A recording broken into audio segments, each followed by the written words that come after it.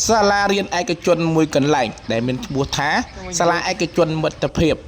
បានឲ្យសិស្សដែលមានអាយុក្រោម13ឆ្នាំធ្វើពលកម្មគឺឡើងលើដំបូលសាលាដើម្បីសម្អាត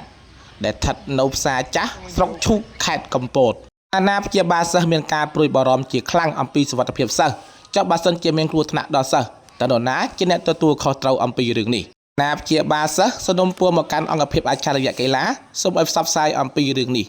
សូមបញ្ជាក់ផងដែរថាសិស្សទាំងនេះសុទ្ធតែក្រោមអាយុ13ឆ្នាំមិនមែនជាមនុស្សធំដែលមានការប្រុងប្រយ័ត្នខ្ពស់នោះទេនេះជាហេតុដែលធ្វើឲ្យអាណាព្យាបាលសិស្សមានការព្រួយបារម្ភជាខ្លាំងអាចឲ្យមានគ្រោះថ្នាក់ថ្ងៃណាមួយក៏ថាបានសូមក្រសួងអប់រំយុវជននិងកីឡាខេត្តកំពតសូមជួយចុះទៅណែនាំដល់សាលាឯកជនមួយនេះផងសូមអរគុណ